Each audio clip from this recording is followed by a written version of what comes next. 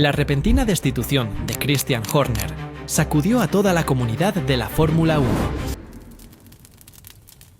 Tras más de 2 décadas al mando de Red Bull Racing, como el director de equipo más longevo, el británico fue despedido de forma inmediata, dejando a fanáticos, analistas e incluso a personas dentro del paddock en estado de shock. Pero bajo la superficie de esta decisión abrupta se esconde una historia mucho más compleja, en la que se cruzan el poder cambiante entre accionistas, tensiones internas y, sobre todo, la influencia innegable del entorno de los Verstappen. El sector tailandés, que durante años lo había apoyado con firmeza, fue quien finalmente apretó el gatillo, entregando el control a los accionistas austríacos, quienes aparentemente consideraban que ya era hora de hacer un cambio largamente postergado. Pero la gran pregunta persiste: ¿cuál fue el papel real de la familia Verstappen y de Helmut Marko en este golpe de poder? ¿Y aún puede Horner demostrar que su despido fue un error monumental? Que te echen es algo que ocurre en los negocios y en el deporte, pero que te despidan sin siquiera permitirte terminar la temporada es algo casi inédito a este nivel. El hecho de que Red Bull no quisiera que Horner dirigiera ni una sola carrera más en 2025 indica que lo ocurrido fue considerado mucho más grave que un simple ajuste en la dirección. Para entenderlo, hay que mirar hacia adentro. La estructura de poder dentro de Red Bull estaba dividida en 2 bloques, el tailandés y el austríaco.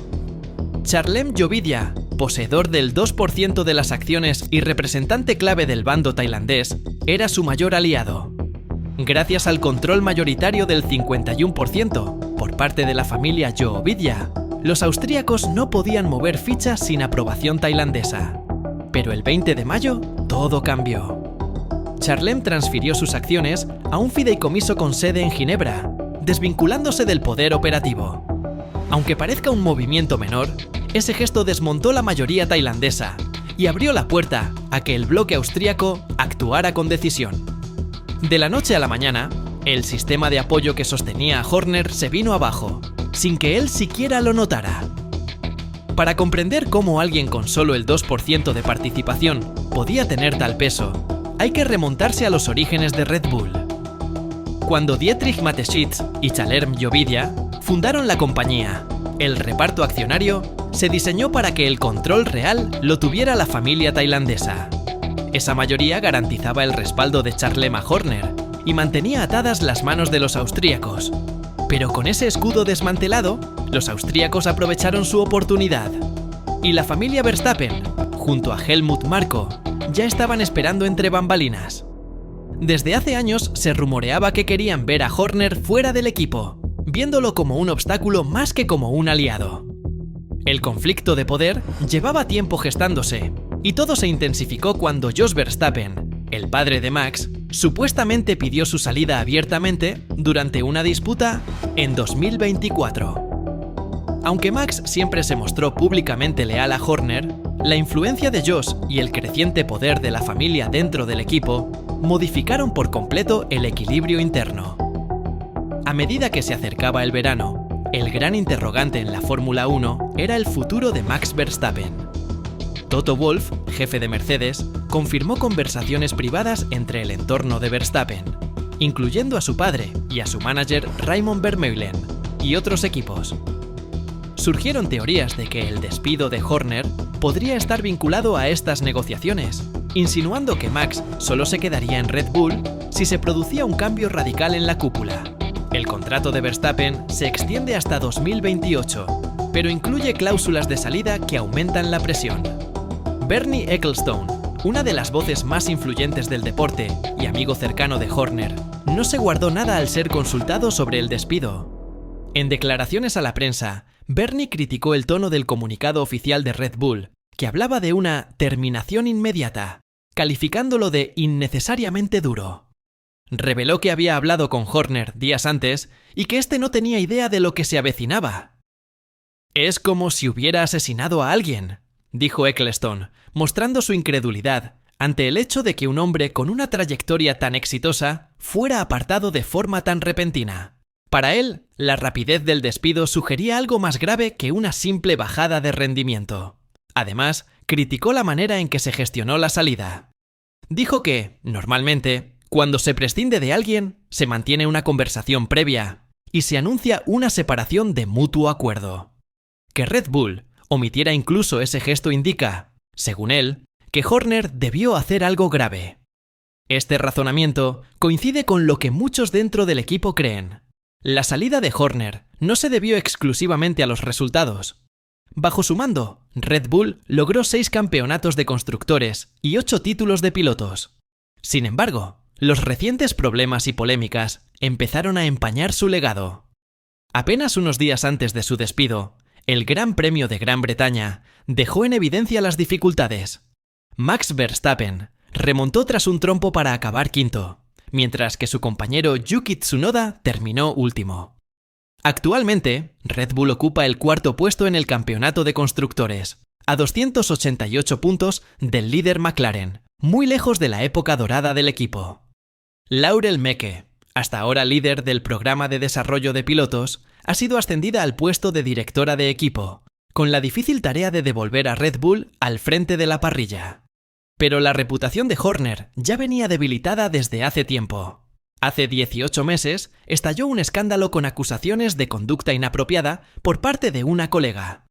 Aunque fue exonerado en 2 investigaciones internas sobre acoso sexual, la filtración de mensajes de WhatsApp comprometidos desató una tormenta mediática que afectó profundamente al equipo y a su imagen pública.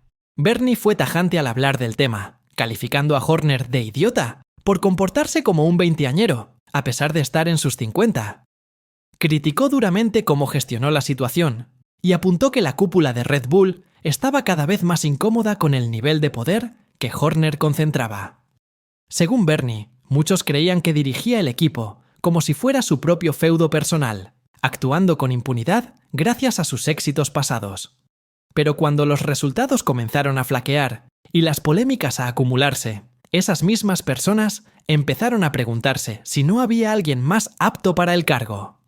La muerte de Dietrich Mateschitz en 2022 agravó aún más las luchas internas de poder.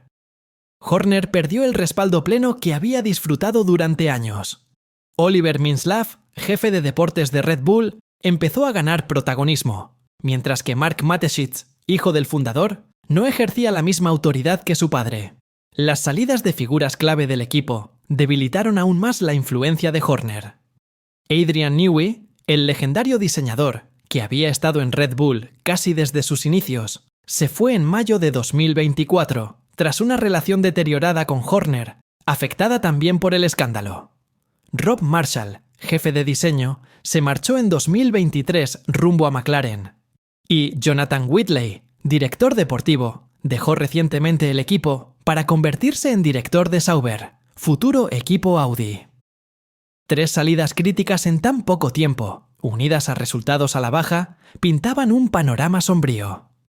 Ted Kravitz, de Sky Sports, lo resumió con claridad. El ala austríaca de Red Bull, respaldada por Jos Verstappen, ganó la guerra interna y convenció a los aliados de Horner de que su continuidad era insostenible. Aunque los detalles completos del despido aún están por conocerse, el cambio de poder era evidente. Otro desafío monumental que Red Bull tiene por delante es el nuevo reglamento de motores de 2026, que promete transformar la Fórmula 1. Su división interna, Red Bull Powertrains, está desarrollando su primera unidad de potencia propia. Pero ya circulan rumores de que Mercedes podría llevar la delantera en este apartado crucial. Si el proyecto de motores de Red Bull realmente está en problemas, eso podría haber sembrado aún más dudas en los dueños sobre la capacidad de Horner para liderar el equipo en esta transición. A pesar del caos, los logros de Horner no pueden ser ignorados. Su era al frente del equipo trajo un éxito sin precedentes, transformando a Red Bull en una potencia global. Ahora, mientras se aleja de los circuitos, el mundo del automovilismo observa atentamente para ver si puede reinventarse en otro equipo. Se rumorea que Alpine y Ferrari han mostrado interés, y con Alpine cambiando a motores Mercedes en 2026, se abre una oportunidad única para que Horner reconstruya otro equipo desde cero. La decisión de Red Bull de despedir a Horner refleja a una escudería que se encuentra en una encrucijada. La lucha interna de poder, La influencia de los Verstappen, el daño de los escándalos y la presión de los retos técnicos venideros se combinaron para formar una tormenta perfecta. Solo el tiempo dirá si su salida fue una jugada maestra o un error costoso. Pero una cosa es segura: esta es una de las mayores sacudidas en la historia reciente de la Fórmula 1, cuyas ondas expansivas resonarán en el paddock durante años. ¿Y tú qué opinas? ¿Fue justificada su salida? ¿O estamos ante otro caso donde el poder y la política pesan más que la lealtad y el legado?